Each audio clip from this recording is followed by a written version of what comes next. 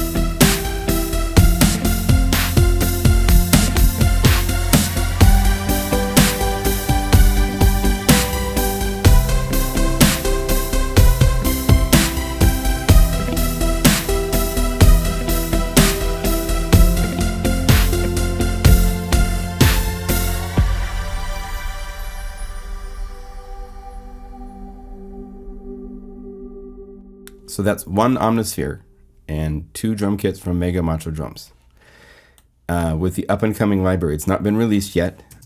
It will be released hopefully in June. We're waiting for an easier way for third-party libraries to be put into Omnisphere. I've been requested by Spectrasonics to just wait till this is all done. So that's coming. Let me show you the sounds real quick. There's stock sounds and there's a couple of the bonus sounds in this patch. It starts with Safe Place, which is...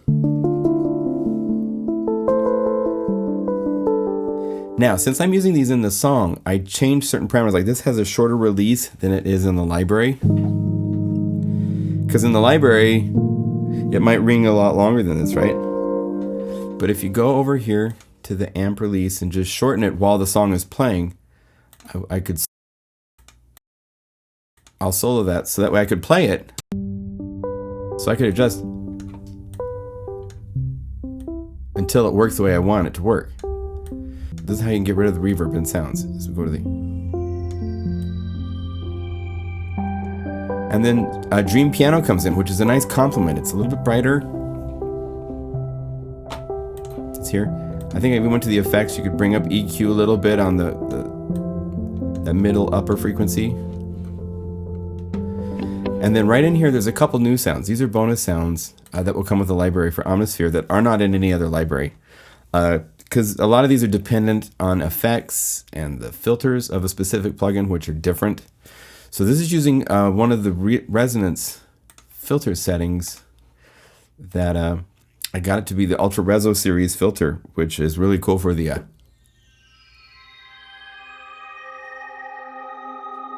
there's cool quality to it, you know? Okay. And then the Solina Wannabe is using the Anthem strings, but the effect is this new effect called the Selena Ensemble, I believe is the name of it. Selena Ensemble. And without it, it's a nice bright synth pad. Turn this on.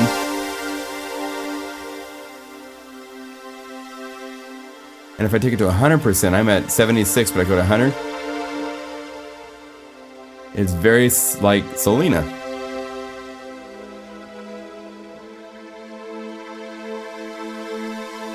Okay. Swag is a big bass. It's got a really bright high frequency component to it. It's cool for like dubsteppy things, but here it's doing a...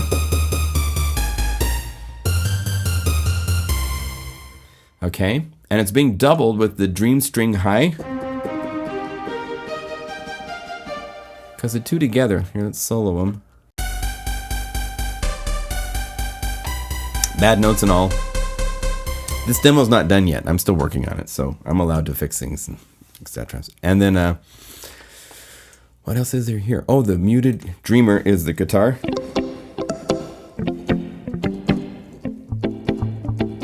Okay, so those sounds from Omnisphere, and then 2 drum kits from Mega Macho Drums. One of them being Atama Bama, which is for the kind of dirty, distorted. And I don't know if you know about my kits, but the kits, the way I lay them out is there's a whole bunch of kicks, then a whole bunch of snares, and then a whole bunch more kicks for the general MIDI notes, but transposed up an octave. So this is all general MIDI above that range of extra kicks and snares. It's how I've designed Korg workstation drum kits for a long time. That way you can have access to a whole bunch of different drum sounds at once to use in a kit, because most of the native instruments libraries and most other sample libraries, they seem to think you just need 1 kick and 1 snare, or maybe a couple variations, but I like a lot more because you can go component and high pass filter this and low pass filter that and play the two together and make a completely new sound. Those things you can do when you have a lot of sounds available without having to go searching for it, especially with this interface. It's very easy to go through, and in fact, I think it was on the dubstep kit. So that's this kit. The other kit is the dubstep kit, which is a little bit more punchy. It's got the big...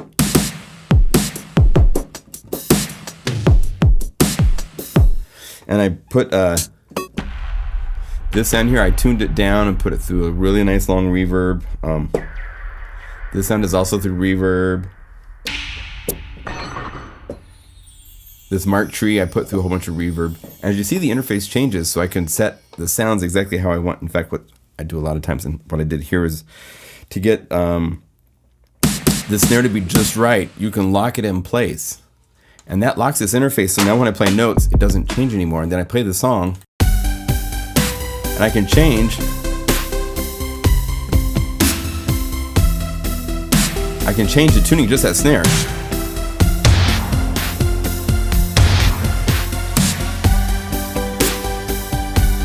If I want it through reverb,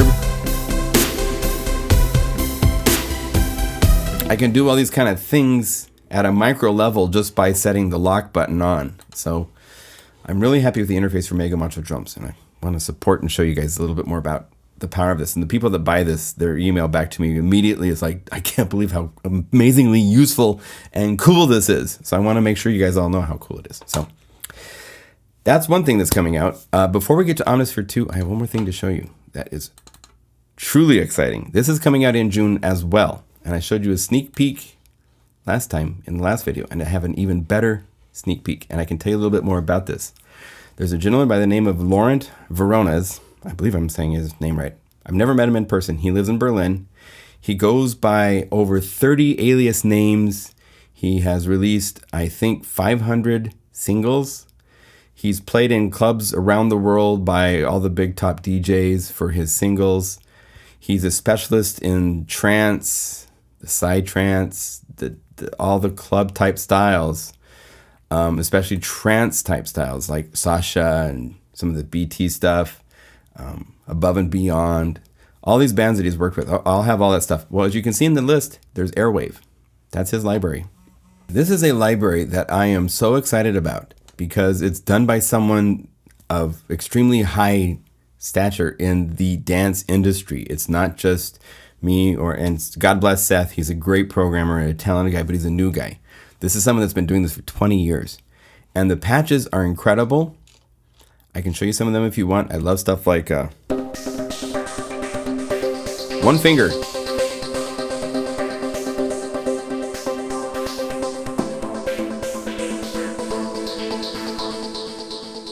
I mean, just incredible.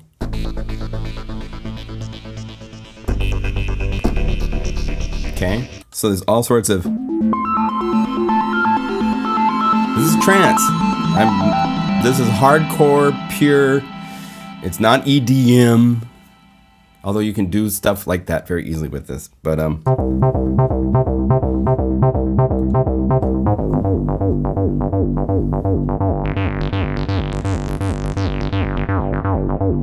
and we haven't gotten into this yet. With this library, you will be able to, and I will teach you guys all about this when this becomes a reality.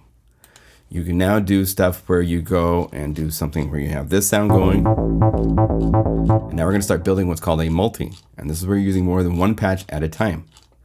And if I come down here to drums, you notice there's all these snares, kicks, hats. Go kick. And it's like the best sounding kick you've ever heard in your life. Okay, go to 3. Remember that transfer I showed you? 2, 3.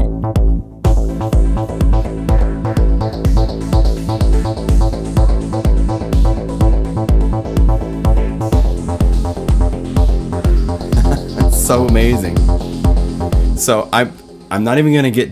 I'll show you something else really quick. So if I go to the multi mode, check this out. This is just mind blowing. There's 20 multis that Airwave has created already. Yes, we're going to replace this. And playing one note.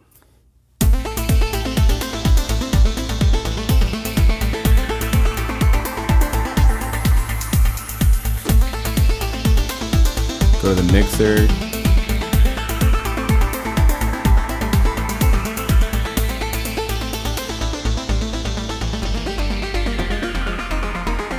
Okay, so this is coming in June. I'm so excited. It's not even funny. Because this opens up this whole world. There's all these kicks and stuff to make multis that sound like records. I mean, it is... Northern Exposure, check this out.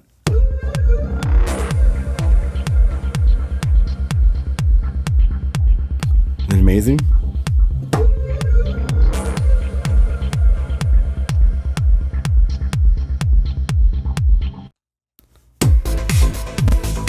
Even the snares. This is all one Omnisphere multi that you're hearing.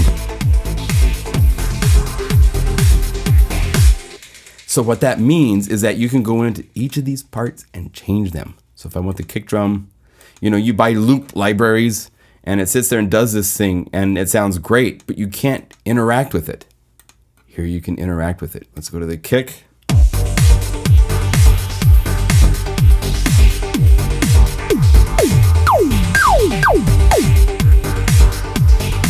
If I want to distort it, if I want to change the pattern, I can.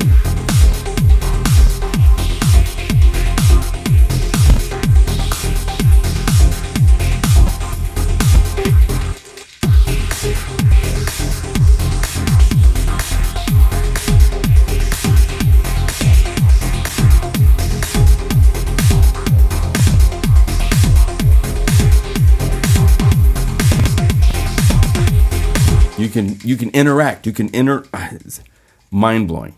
So this is coming in June. Once we get this new way with Spectrasonic stuff, I can release these libraries, and I'm just so excited. All right, so let's talk about Omnisphere 2 and some of the new features inside of it that you might not know about. The main areas I want to talk about today are the new waveforms, the new effects, and the arpeggiator, which has some really cool new abilities to it. It used to be when you go to the synth mode, which is very powerful, you would have these 5 basic preset setups. You have the sawtooth waveform in 2 different personalities, which when you're working with a filter, that personality becomes really important, especially when you bring it resonance It all interacts with the bright content of the original sound. Then triangle, which is warm and dark. Sine, which is a pure tone. And then the noise. And you have parameters here. Even though it says shape, on the noise, it's like a filter. You can get noises of brown and pink quality. Make it more stereo.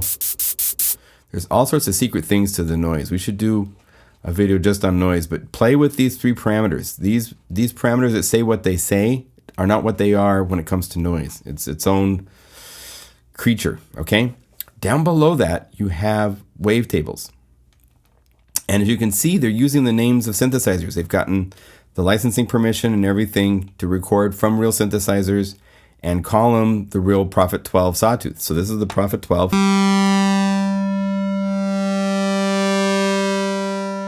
And the shape allows you to go through the table. And a table is basically you start with one waveform, and in most cases you have an ending waveform and you have it interpolate between the two. Okay?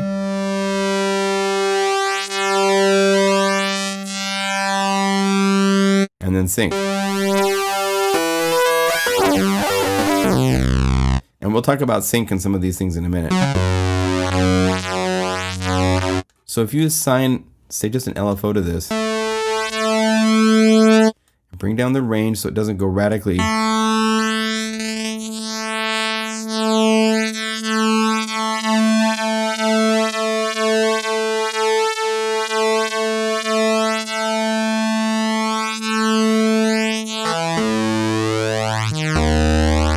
It just gives it this analog quality. Right? Now, as I go through the waveforms, there's square, there's pulse type quality sounds. Let's do this. Let's turn this off, unmodulate that. Let's modulate this instead with LFO1. So modulate with LFO1 since it's set kind of where I want it. Put it in the middle. Okay.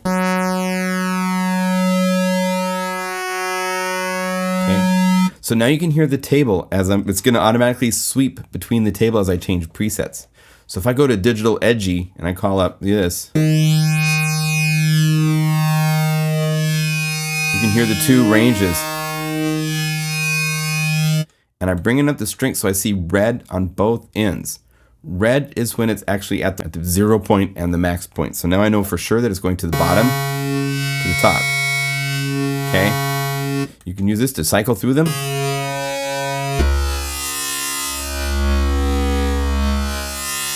And with wavetables like this, you want to take your octave down 2 octaves. And the other thing important for these types of sounds is unison. So turn on unison.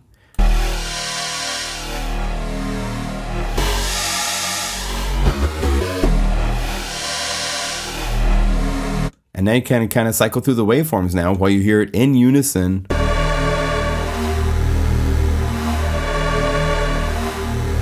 Cool.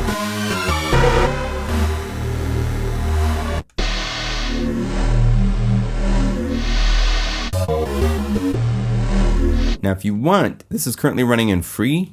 If you change it to note, then that means every time you play, it now recycles starting at a certain point. So this is important when you start getting into wanting a bass that has a certain quality to it. You don't want it running freely. You want it set each time you trigger it, starts there, and let's invert it.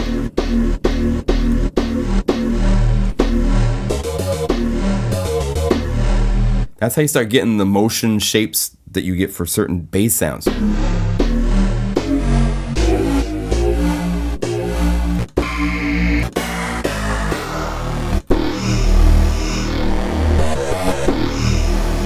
So that's when you start looking at these. There's also legato mode, which is similar to note in that. But if I play and hold the note down while I slide to the next note, this doesn't reset because it needs a note off before it knows to start the cycle on resetting again.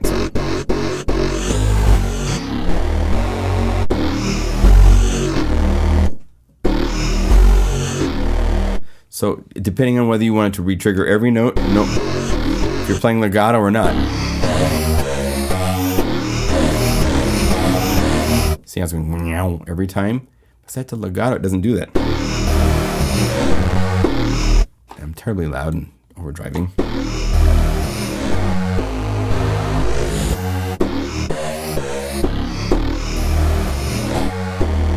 So it depends on what you want the sound to do in your music. That's what these parameters are all about, is for you to shape the sound to do what you need it to do for your song, for your sound, for whatever production you're trying to do. And I'm on G of this, and there's all of these. There's all of these overtones. I mean, just crazy.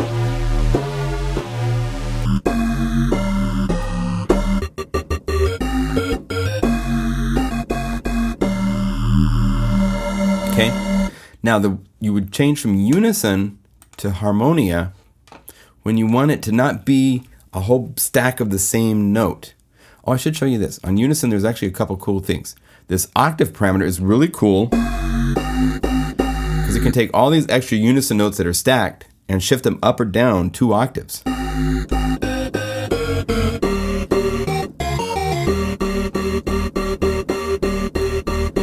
you have an analog parameter here. If you want it to be dead center solid every time, because a lot of the dance basses, you don't want it drifting. So you take your analog parameter all the way. If this is analog,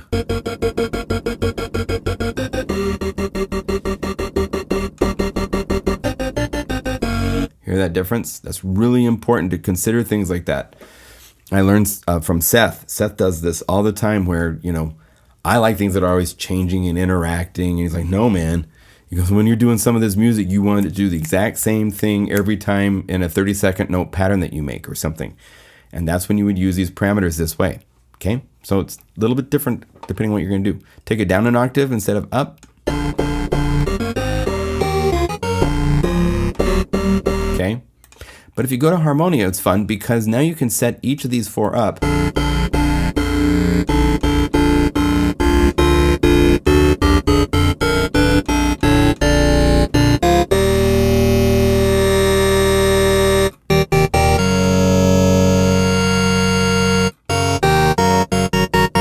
And then pan them.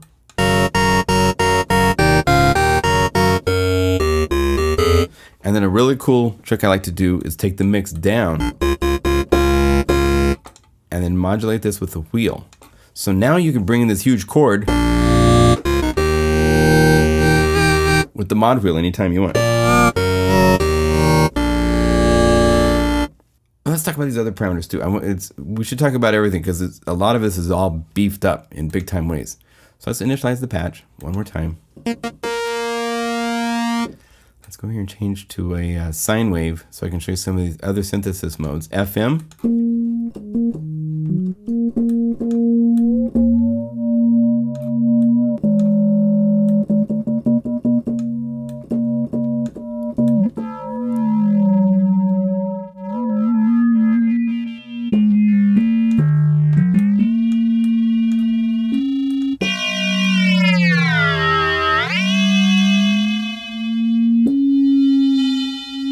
Okay, this is FM, and it's using a sine wave. And this is like the modulator to the carrier being the sine wave or whatever waveform you choose here. So if you choose a sound that's got more harmonic content to start with, and then you add FM, it's going to get radically ugly.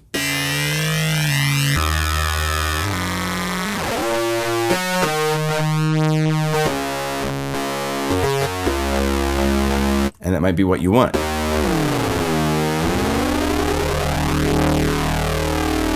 And when you're dealing with FM, the frequency is actually really important. The 0.5, 0.750 are really important points.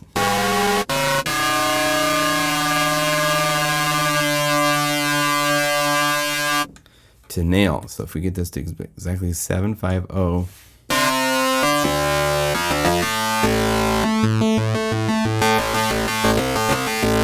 And now, go to the modulator and you have these waveform choices and all of the wavetables for your modulator source, which is crazy.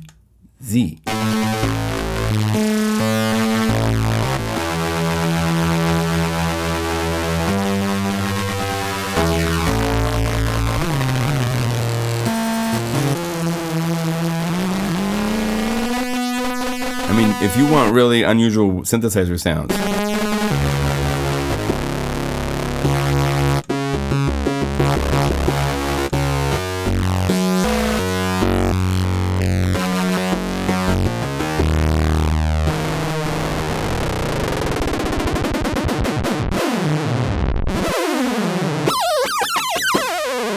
There you go. See this waveform shape? Listen to it very carefully. You'll hear it represented in the pitch. I go to another one that's got an even. Oh, here we go. See that? Speed that up. That's at 0. So you're taking it to ultra high speed playback of that, and that's how you get the frequency modulation. It modulates that frequency to become more frequencies. So.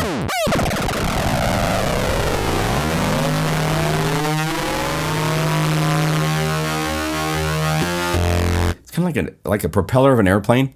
It gets to those certain frequencies and it hits a pitch, you know? It's a similar thing. And you can get really interesting detuning when you get really close to those solid numbers, the 0.5, 0.75, and 1. Instead of being perfect 1, you're like 0.991.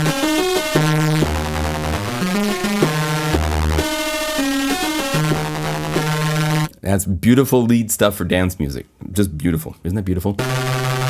Love it. And then each of these tables are going to frequency modulate it differently. So this gives you thousands of tables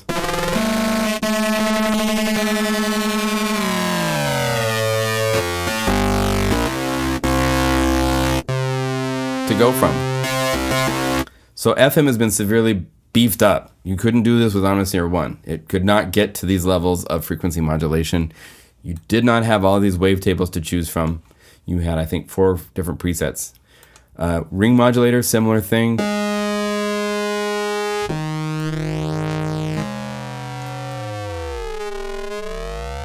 There's your classic ring modulator sound.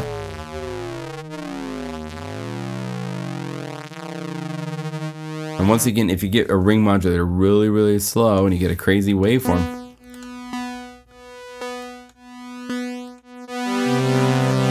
and boost, let's use boost.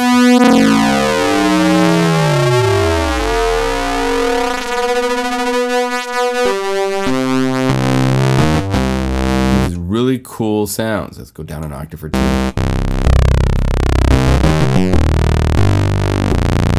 That's just killer bass material right there, my friend. Right there. And then go to the page and go through the waveforms. And again, it's interacting with what this waveform is. So the more harmonic content you have, the more the ring modulator can freak out. Okay?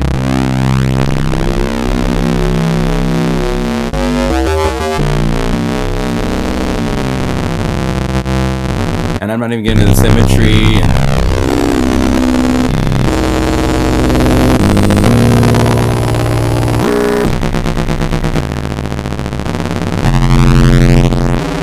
It's crazy.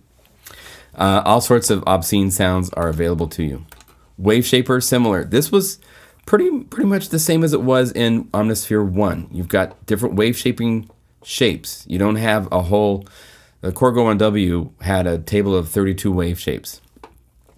It's kind of cool with the ring modulator and stuff that you have thousands of wave shapes because of all these presets. Wave Shaper only has 4, and they're the same. And I think they're keeping it this way just for compatibility with old patch libraries and older patches. I shouldn't say old, but you know what I mean. But keep compatibility so they can have this work. So turn on the Wave Shaper. You have Crusher, which... Let's do this. Let's go to a more pure tone so you hear this better. Because this does its own kind of sine wave, right? Turn this on. Let's get a little bit of noise. If you want just a noisy sub bass. And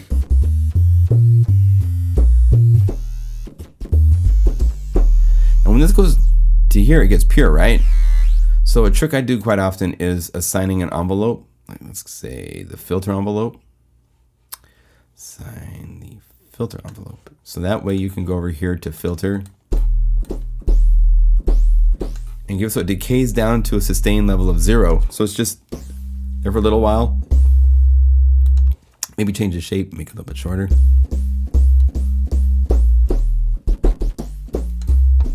Okay, so now you have with the wave shaper,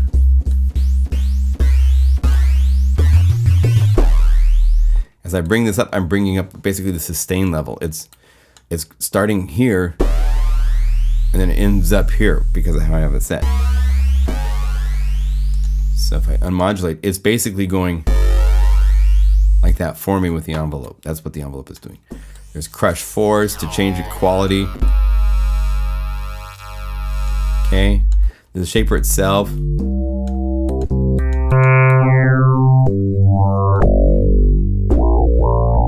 You can choose where in the audio path you want it. So when you get to a more complex patch with filtering and so forth, you can actually shoot the wave shaper to be before the filter or after the filter. And then there's a reducer. Oh, we got to go off.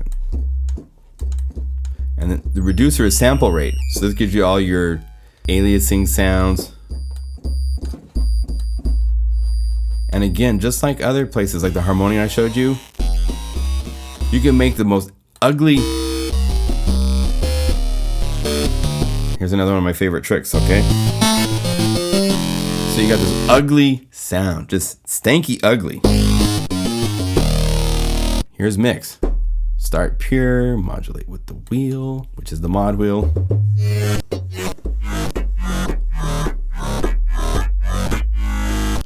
And by default, I don't know why they do this, but the default is 50% intensity.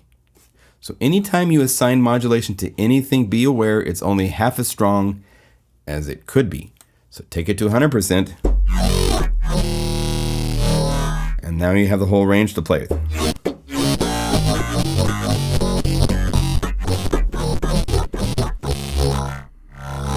Okay. So that's the basics of these guys. These are made to give you all sorts of cool abilities. These can be applied to samples as well as the waveforms. Waveforms are going to give you more pure synthesis sounds, of course.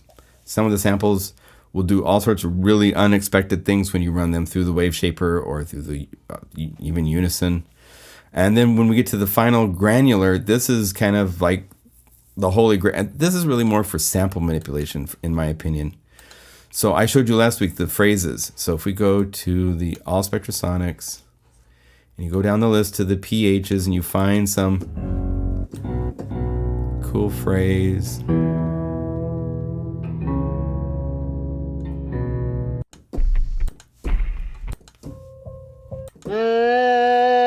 And I'm tuned down 2 octaves, remember? So if we go up 2 octaves.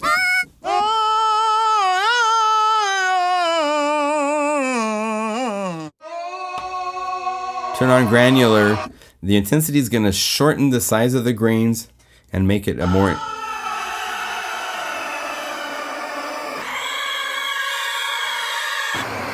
And then position cycles through that sample.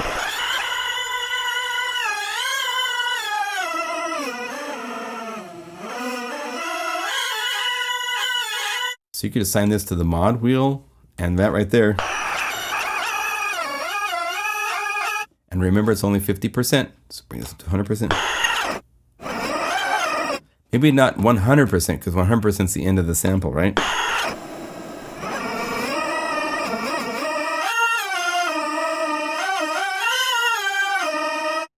And then when you get to the detuning, parameters like this has a...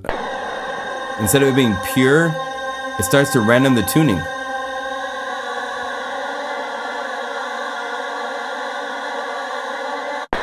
More pitchy grains.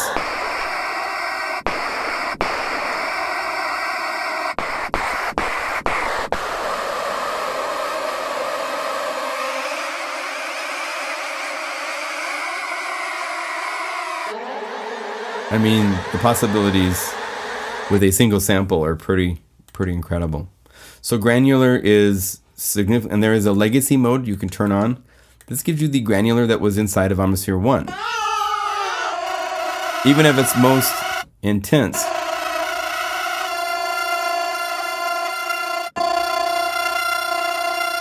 it went to about that level of intensity versus that. This is beautiful. That's a beautiful granular sound.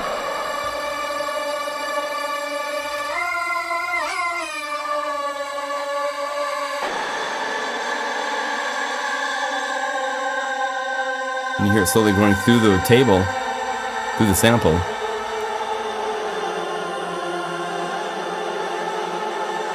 It's really fun. There's so much right there alone to play with. So now you know Wavetables, you've got the ring mod, you've got FM, you've got the wave shaper, Unison and Harmonia. You understand the differences a little bit, right? Very powerful.